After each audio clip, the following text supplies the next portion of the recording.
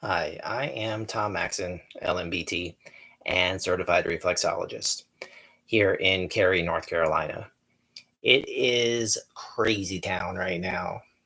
As we all know, the elephant in the room is the COVID-19 coronavirus. We are in one of the weirdest times in history. Uh, we have millions of people forced to stay home and use the internet, and we have access to round the clock information and news and connection to government bodies and connection to our peers, connection to our kids in a new way. There's mass homeschooling happening in the whole world. This is crazy. It is unprecedented.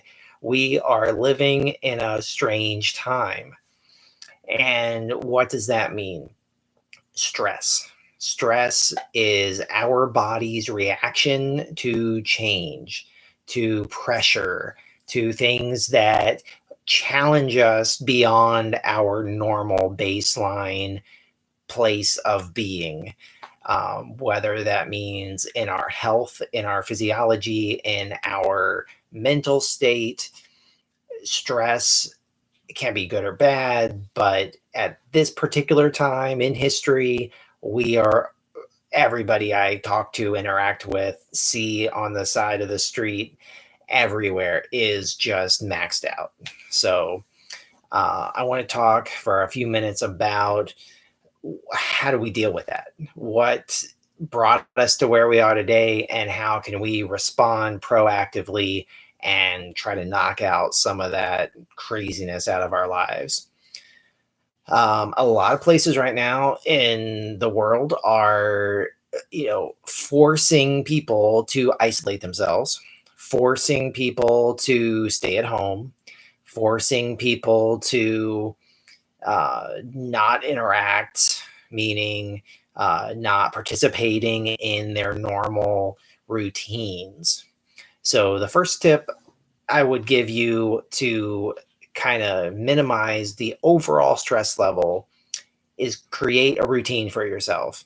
Even if you're sitting at home all day and working from home, or uh, teaching your kids during the day because they're not at school, or whatever you're doing, figure out a routine, because as soon as you pick up that phone and start scrolling through and reading all the crazy memes and absorbing all of the negativity and the uncertainty that's just flooding our headspace right now, that is going to suck your time away from you. That's going to take so much of your bandwidth, of your mental capacity to process the stress in the first place.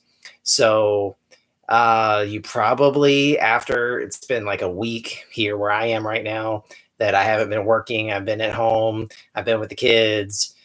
There's not a lot more that I can learn legitimately from my cell phone, from my devices, from the social media. I need to just turn it off. I mean, sure, use it as a tool if it's part of your job, of course. Keep using the amazing technology that we have for doing all these things that we do, for legitimately connecting with our friends and family and our churches and whoever else is going to be there to create, even if it's a virtual support group. They're going to help you handle this craziness, but ultimately, just limit yourself. That's number one. Just limit your exposure to social media. So, which is ironic because you're watching this right now, and I am on social media. Trying to give a beacon of light of it's okay, just put it down. We know all that we're going to know for today. I like to, in the morning, which they say is even worse, first thing in the morning, but I'll check my notifications on Facebook is my MO, and Instagram, and then I'll put it down. Like I'll check both of those first things, see if my family commented anything on anything I posted. How many likes did I get that dopamine boost, and then go on with my life. And when I find myself picking it up later, that's when I get in trouble. When I have a break and I'm just like vegging and letting my brain wander, and then that's when you fall in the hole. So try not to pick up the phone when you have a minute. Pick up a book, pick up a magazine. We've all got these magazines and newspapers and articles and mail and stuff that has been sitting around for months that we've been ignoring. So use this time to do that. Read some of those things.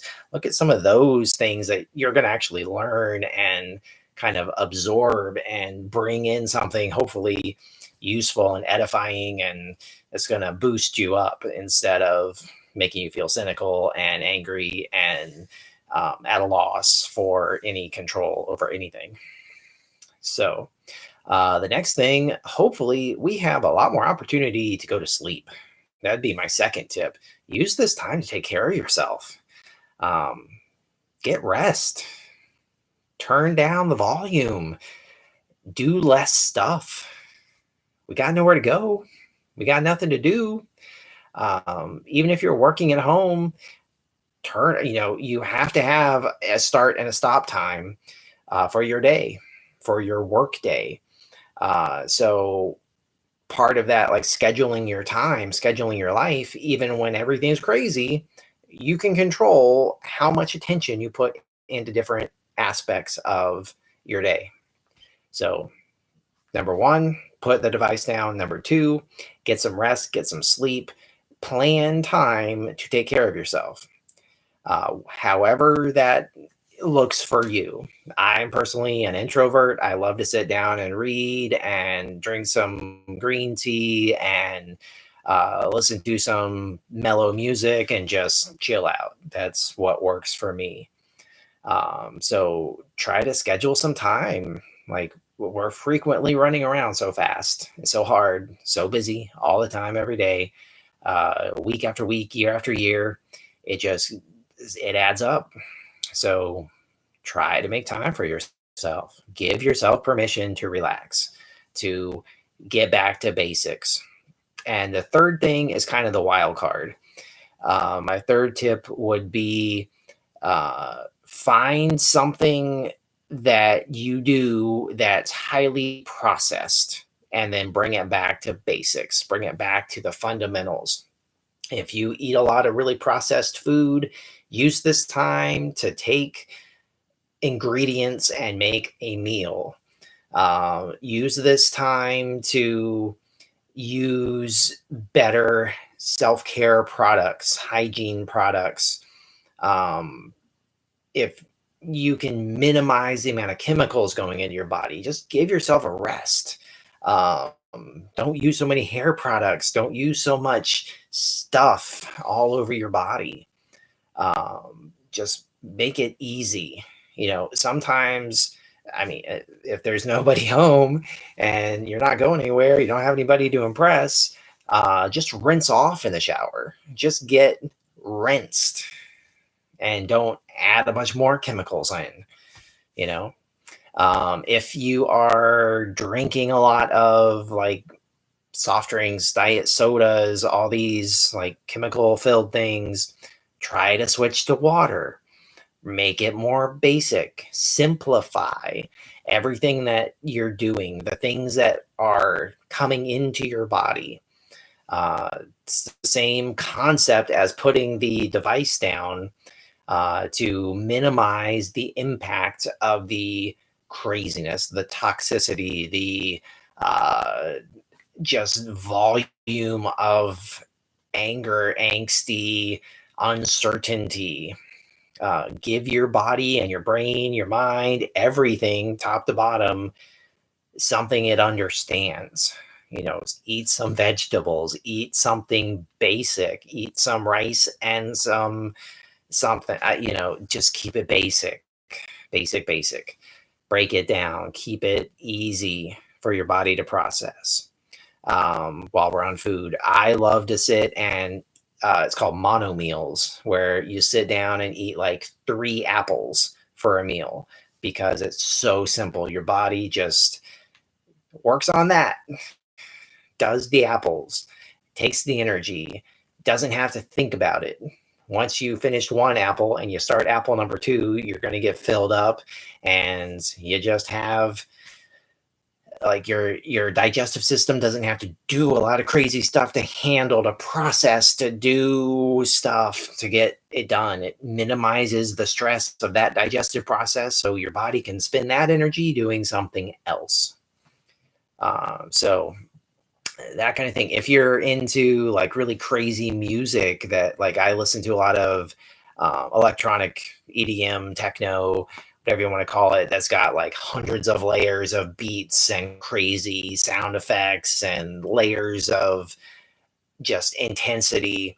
Try to step away from that and listen to somebody plunking on a folk guitar or something real light and easy to absorb and process. Give yourself a break. Break it down to fundamentals. Simplify. So that is a quick snapshot of how I would focus on helping myself get through this crazy, stressful, bizarre time in history and try to enjoy it. Try to relax and enjoy the ride. It's all going to pass. We're going to get there. It's going to resolve. Things are going to happen. Life is good. We've got nothing to worry about. So let's keep doing stuff for ourselves that's going to help us process the stress better. Thanks for listening. I'm Tom Maxson, licensed massage and bodywork therapist and certified reflexologist here in Cary, North Carolina.